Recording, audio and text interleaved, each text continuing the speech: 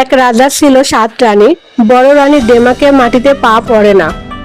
ছোট রানী ছিল খুব শান্ত, এর জন্য রাজা ছোট রানীকে সবার চেয়ে বেশি ভালোবাসতেন। অনেকদিন পর্যন্ত রাজার কোনো ছেলে মেয়ে হয় না। এত বড় রাজ্য কে ভোগ করবে? রাজার মনে এই দুঃখ নিয়ে থাকেন। এভাবেই দিন যায়, বছর যায়। একদিন দাসী এসে খবর দিলেন ছোট রানীর ছেলে হবে। রাজার মনে আনন্দ আর ধরে না। পাইক পেয়াদা ডেকে রাজার রাজ্যে ঘোষণা করে দিলেন রাজার রাজভাণ্ডার খুলে দিয়েছেন। মিঠাই মন্ডাই মনে মুক্তা যে যত পারো এসে নিয়ে যাও।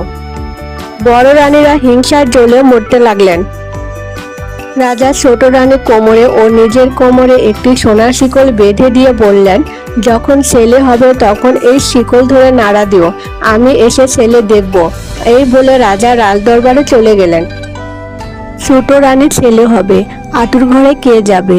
বড় রানীরা বললেন, আহা, ছোট রানীর সন্তান হবে, তা অন্য লোক দেব কেন?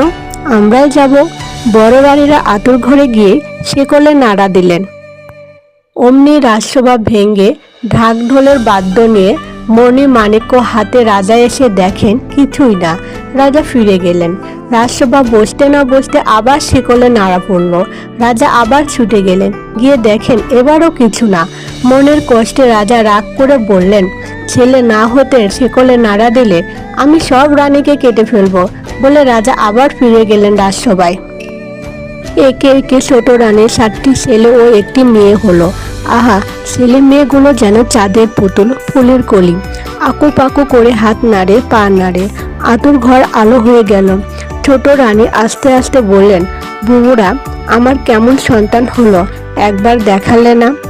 বড় রানীরা ছোট রানীর মুখের কাছে রঙ্গভঙ্গি করে হাত নেড়ে নখ নেড়ে বলে উঠল, ছেলে না হাতি হয়েছে, ওর আবার ছেলে হবে। কয়টা ইঁদুরা কাকড়া হয়েছে। বড় রানীরা হিংসায় জ্বলে মরতে লাগলেন। ছোট রানী শুনে অজ্ঞান হয়ে পড়ে রইলেন।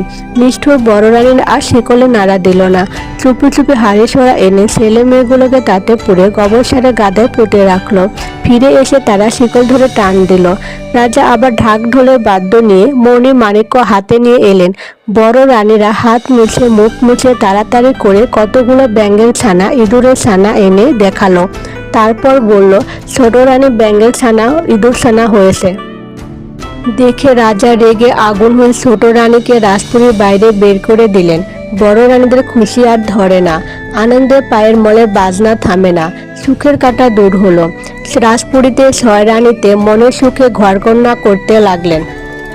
পড়া কপালে ছোট রানীর দুঃখে গাছ পাথর ফাটে, নদী লালা শুকায়। ছোট রানী ঘুটে করে দাসী হয়ে পথে পথে ঘুরতে লাগলেন।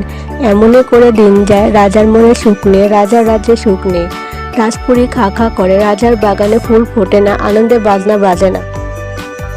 একদিন এক মালি এসে বলল, মহারাজ, আমি নিত্য পূজার ফুল পাইনি। আজ যে গোবর সারে গাদা 7 চাপা এক পারুল গাছে টুলটুলে 7 চাপা আর এক পারুল ফুটে রয়েছে। রাজা বললেন, তবে সেই ফুল তুলে পুজো করো। মালি ফুল তুলতে গেল। মালিকে দেখে পারুল গাছে পারুল ফুল চাপা ফুলতে দেখে বলল, 7 ভাই চম্পা জাগরে। অমনি 7 চাপা নড়ে সাড়া দিল। কেন কেন কোন পারুল ডাকরে? পারুল ফুল বলে, রাজার মালি এসেছে, পুজোর ফুল দেবে কি না দেব। 7 চাপা তরতর করে উপরে উঠে গিয়ে ঘাড় নেড়ে বলতে লাগলো, দেব না ফুল, উঠবো শতক দূর, আগে আসুক রাজ্যের রাজা, দেব তবে ফুল। দেখে শুনে মালিক অবাক হয়ে গেল। ফুলের সাজি ফেলে দৌড়ে গিয়ে রাজার কাছে খবর দিল। মালির মুখে সব শুনে আশ্চর্য হয়ে রাজা রাজসভার সবাইকে নিয়ে সেখানে এলেন। রাজা এসে ফুল তুলতে গেলেন। অমনি পারুল ফুল চাপা ফুলদের ডেকে বলল, ও 7 ভাই চম্পা জাগরে। চাপারা উত্তর দিল, কেন কেন বোন পারুল ডাকরে? পারুল ফুল বলেন, রাজা নিজেই এসেছেন, ফুল দেবে কিনা দেবে। চাপারা বলে উঠল, না দেব না দেব ফুল, আগে আসুক বড় রানী, তবে দেব ফুল। বলে চাপা ফুলেরা আরো উঁচুতে উঠে গেল। রাজার বড় রানীকে ডাকা হয়। বড় রানী মল বাজাতে বাজাতে এসে ফুল তুলতে গেল। চাপা ফুলেরা অমনি বলে উঠল, না দেব ফুল, আগে আসুক মেজ রানী, তবে দেব ফুল। তারপর একের পর এক মেজ রানী, সেজ রানী সহ মোট 6 রানী এলেন, কিন্তু কেউ ফুল তুলতে পারল না। ফুলেরা গিয়ে আকাশের তারার মতো ফুটে রইল। যাবার আগে ফুলেরা বলে গেল, না দেব ফুল, যদি আসে রাজার ঘুটে কুড়ানি দাসী, তবে দেব ফুল। তখন খোঁজ পড়ে গেল। রাজা গালে হাত দিয়ে মাটিতে বসে পড়লেন। রাজা চারিদিকে লোক পাঠালেন। লোকজন রাজ্যের বাহিরে অনেক খোঁজাখুঁজি করে এক মাঠে গিয়ে পেল ঘুঁটে করে দাসী ছোট রানীকে। ছোট রানীকে সেখানে নিয়ে আসা হলো। ছোট রানীর হাতে পায়ে গোবর, পরনে ছেঁড়া কাপড়, তাই নিয়ে তিনি ফুল তুলতে গেলেন। অমনি সুরসুর করে চাপা ফুলেরা আকাশ থেকে নেমে এলো। পারুর ফুলটি গিয়ে তাদের সঙ্গে মিলল।